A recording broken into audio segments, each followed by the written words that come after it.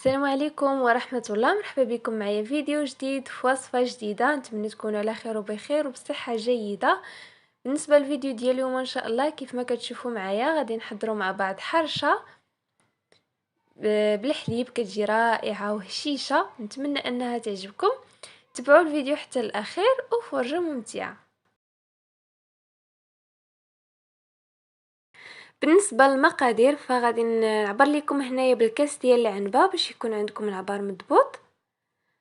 غادي نحتاجو بالنسبه سميده رقيقه ناخذ منها 3 الكيسان العبار بالكاس ديال العنبه كيف ما شفتوا ماشي عامر بزاف.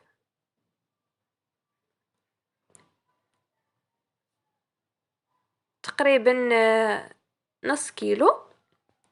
كيف ما شفتوا هنايا راه درت 3 الكيسان عامرين او ما عامرينش بزاف وزدت نص كاس. غادي نحتاج كذلك واحد المعلقه كبيره تكون عامره مزيان ديال الزبده. من الاحسن تستعملوا الزبده ديال العبار. وعندي هنايا نص كاس ديال الزيت روميه او الزيت النباتيه. بالنسبه للزبده من الاحسن تكون رطبه ما تكونش قاصحه. وغادي نخدموها مزيان مع هاد المكونات. قبل غادي نزيد هنايا الملحه واحد المعلقه صغيره ديال الملحه وكذلك واحد المعلقه صغيره ديال الخميره الحلوه. استعملت الخميره اللي كتكون حمراء درت منها معلقه صغيره وكذلك واحد شويه ديال الخميره ديال الخبز او الخميره المعجونه واحد طريف صغير كيف ما كتشوفوا غير قد الحبه ديال الحمص. وصافي دابا غادي نبدا كندمج هاد المكونات مزيان.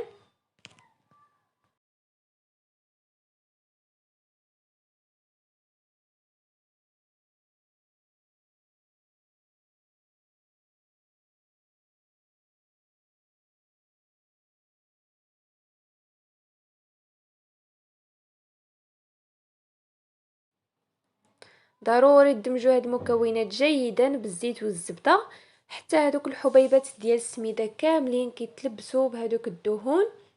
وهذا هو السر باش كتجي الحرشه مرمله وكيجيو الحبات كل حبه مفروقه على اختها وكتجينا الحرشه هشيشه. هنا غادي نزيد ليها واحد المعلقه صغيره ديال العسل. ممكن انكم تعوضوها بمعلقه صغيره ديال السكر سنيده. هذا فقط غير باش كيعطينا اللون الحرشه ديالنا باش كتجينا محمره. انا هنا ما غاديش نجمعها بالماء غادي نجمعها بالحليب بارد. الحليب يكون غير بارد من الثلاجه. وكيف ما شفتوا بالنسبه لطريقه العجن ما كان نبقاوش ندلكو او نعجنوا هكا في الحرشه. نحاولوا اننا غير نجمعوها باطراف الاصابع على هذا الشكل هذا. انا هنا مازال غادي نزيد واحد الكميه قليله ديال الحليب لان كيف ما كتشوفوا باقي الخليط قاصح فخاصو يكون خفيف شي شويه. كنخليو العجينه خفيفه ومن بعد كنغطيوها ونخليوها تقريبا واحد 5 ديال الدقائق على ما كتشرب. الا كانت خفيفه بزاف كنخليوها 5 ديال الدقائق. اما الا كانت خليتو العجينه قاصحه فكتخليوها غير واحد 2 دقائق ولا دقيقه. كيف ما شفتوا انا خليتها شويه خفيفه وخليتها ترتاح. بالنسبه لهذا الخليط اللي غادي نقرص فيه الحرشه زدت ليه واحد شويه ديال السكر سنيده وواحد شويه ديال الزيت النباتيه وغادي نرملو. ما بغيتش نخلي سميده من داك الخليط ديال الحرشه باش ما نقصش من المقادير وما نقصش من الكميه باش يبقى عندكم العبار مضبوط. خديت هنا المقله الثقيله فاش غادي نطيب وغادي ندهنها بشي شويه ديال الزيت. ممكن انكم دهنوها حتى بالزبده. ولي كتخاف ان هاد لصق ليها تقدر تقطع البابي سولفوريزي او ورق الزبده تقطعو دائري على قد المقله وتحطو في الصل ديال المقله. غادي نلبس المقله كلها بهاد السميده، ومن بعد غادي ناخذ هذاك الخليط ديال الحرشه اللي كيكون شد فراسو شي شويه. كيف ما كتشوفوا راها تجمعات وتشربات هذاك الحليب،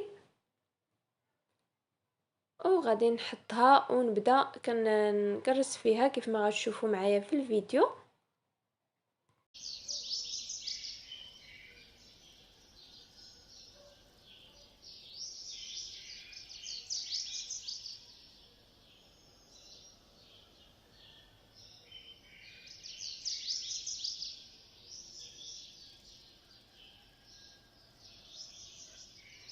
في الاول كيف ما تلاحظوا معايا هنا غادي ناخذ غير واحد شويه ديال الماء بارد وكندهنوا به يدينا على هذا الشكل. كنحاول انني نبسط الحرشه على قد المقله، ما ترشوش السميده من الاول. في الاول كنبسطوها غير هكا بالماء، حتى الاخير عاد غادي نزيد السميده.